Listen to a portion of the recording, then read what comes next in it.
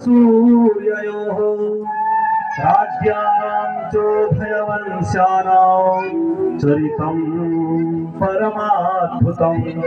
बोले प्रभु, जिस कृष्ण कथा को सुनने के लिए मैं 7 दिन से व्याकुल हो रहा हूँ, जिस कृष्ण कथा को सुनने के लिए मैं इतना व्याकुल हूँ, वो कृष्ण कथा जब आई तो आपने पहले तो सारा विस्तार पूर्वक सुनाया और उस कृष्ण कथा को बोले मेरे को चटनी के जैसे चटा दिया, जैसे चटनी देते ना थोड़ा सा, आपने थोड़ा सा कृष्ण कथा सुनाई और बोल दिया कि भगवान श्री कृष्ण की यही कथा है। लेकिन प्रभु मैं आपसे विनती करता हूँ, आपके चरणों में प्रार्थना करता हूँ कि आप कृष्ण कथा का विस्तार करिए। बोले जिन कृष्ण की कृपा से मेरे पूर्वजों ने वनवास में कष्ट जो हुए उन कष्टों को झेला और उन पर विजय पाई। महाराज रक्षा भवन में हमारे पूर्वजों को जलाने के लिए महाराज धृतराष्ट्र और उसके पुत्र दुर्योधन ने नाना प्रकार के षड्यंत्र किए। मेरे पुत्र बोले मेरे दादा भीम को विष के लड्डू खिलाए, हमारी दादी द्रौपदी का वस्त्र हरण का प्रयास किया। बोले इन सभी संकटों से जिस भगवान ने मेरे पूर्वजों की रक्षा की, आप उस भगवान की कीर्ति कौमुदी का बहुत विस्तार करो। कहते हैं द्रोणस्त्रस्तास्महरेभिरक्षिता। बोले महाभारत के युद्ध में भीम और अर्जुन ने जिस प्रकार कौरव सेना का संहार कर दिया महाराज, उस कौरव सेना में तो बोले एक से बढ़कर एक महारथी थे। बोले बड़े बड़े तिमिंगल उसमें थे, भीष्म पितामह द्रोणाचार्य। और तिमिंगल कह रहे नहीं, क्या कह रहे तिमिंगल, एक मछली होती समुद्र में तिमी, बहुत बड़ी मछली होती है वो।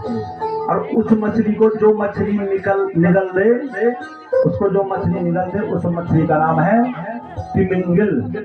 तिमी को जो निगल दे उसका नाम है तिमिंगल, और जो उस तिमिंगल मछली को भी निगल दे उसका नाम है तिमिंगल। ये समुद्र के बहुत बड़े बड़े जीव हैं, ऐसे जीव पृथ्वी पे नहीं जैसे समुद्र में नहीं होता। बोले इतने विशाल विशाल तिमिंगलों से आपने मेरे वंश की, मेरे पूर्वजों की रक्षा की। बोले जब मैं मातृ गर्भ में था तो अश्वत्थामा ने ब्रह्मास्त्र चला दिया मुझे मारने के लिए, उस ब्रह्मास्त्र से भी आपने मेरी रक्षा की प्रभु।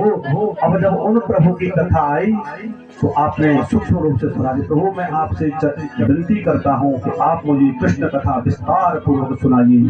तो परीक्षित जी ने जब इस प्रकार की जिज्ञासा की तो सुखदेव जी बोल पड़े, परीक्षित तुम्हें कुछ भूख प्यास लग रही है कि नहीं लगी? अगर भूख प्यास लग रही है तो थोड़ा कुछ जल पी लो, कुछ खा लो और पुनः तुम्हें कृष्ण कथा सुनाता हूँ। तो परीक्षित आप जल इत्यादि का पान कर लो। तो परीक्षित बोले नैषाति दुस्सहा छन्मां त्यक्तोदपिबाधते पिबन्तं मुखाम्भोजौ च्युतं हरिकथामृतं। बोले प्रभु आपके मुखारविंद से जो हरि कथा निसृत हो रही है, जो भगवान के जो कथामृत का झरना आपके मुंह से झर रहा है, मैं उसका ही पान करके मेरी भूख प्यास सब तृप्त हो रही है। मुझे ना भूख है ना प्यास है। प्रभु आप कृष्ण कथा मुझे विस्तार पूर्वक श्रवण कराइए। तुम्हारा अब सुखदेव जी कृष्ण कथा का विस्तार करते हैं। कहते हैं जब धर्म इस धरती पर अधर्म का राज बढ़ा तो महाराज कंस ने अपने पिता उग्रसेन जो मथुरा के नरेश हैं उन्हें बंदी बना करके कारागार में डाल दिया और मनमाने ढंग से राज्य करने लगा, बहुत अत्याचार करने लगा। इतना अत्याचार उसने मचा दिया कि न गौ सेवा करने देता, न यज्ञ अनुष्ठान करने देता। लूटपाट का वातावरण महाराज चारों तरफ कंस ने बना दिया।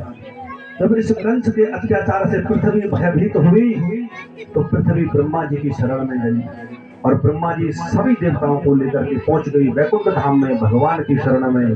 तो भगवान ने तुरंत आशीर्वाद दे दिया कि वसुदेव गृहे साक्षात् भगवान पुरुषोत्तम जनिष्यते तत्प्रियार्थं संभवन्तु श्रियः संभवन्तु तो सोलह स्त्रियः।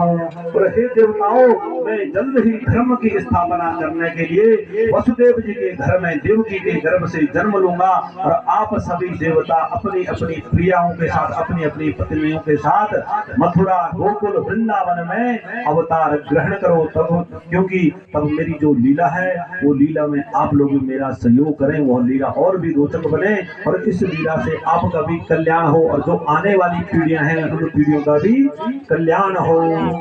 जब महाराज इस प्रकार से पृथ्वी को भगवान ने आश्वासन दिया तो पृथ्वी और सारे देवता वापस आ गए और समय की प्रतीक्षा करने लगे। और इधर महाराज कंस का जो अत्याचार है वो दिन प्रतिदिन बढ़ ही रहा है।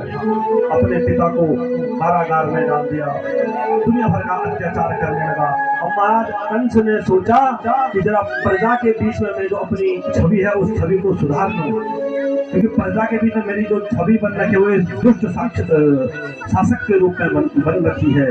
तो अपनी छवि को सुधारने के लिए इसने अपने चाचा देवक की बहन देवकी का विवाह महाराज वसुदेव जी के सूर्यसेन के पुत्र वसुदेव जी के साथ निर्धारित कर लिया।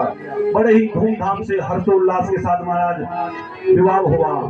अब कंस ने क्या चाल चली दुनिया को दिखाने के लिए, महाराज बहन को रथ में बिठा करके उस रथ को भी स्वयं चलाने लग गया कि लोग बोलेंगे कि कंस कितना दयालु है कि वो अपनी बहन की विदाई में खुद ही रथ चला रहा है। महाराज जैसे ही रथ चलाने लगा तुरंत आकाशवाणी हो गई, अस्यास्त्वामष्टमो गर्भो हन्तायां वहसे बुधाओ। और हे कंस, तू अपनी जिस बहन की विदाई बड़े हर्षोल्लास के साथ कर रहा है, इसी बहन का 8वां गर्भ तेरा बनेगा काल। और महाराज तुरंत ही कंस की बुद्धि पलट दी, तलवार निकाल दी देवकी का वध करने के लिए। भगने महंतमारभ्यो खड्ग पाणी कजे। महाराज जैसे तलवार निकाली देवकी का वध करने ही वाला था, वसुदेव जी ने पकड़ लिया। बोले महाराज आप क्या कर रहे हो? सकथम भगनी हन्यातो, अपनी बहन को कौन मारता है, वो भी आपकी चचेरी बहन। और अभी विवाह का अवसर, इसकी विवाह की मेहंदी भी अभी उस हाथों से उतरी नहीं है, अभी इसकी विदाई भी नहीं हुई है और आप इस बहन को मार रहे हो।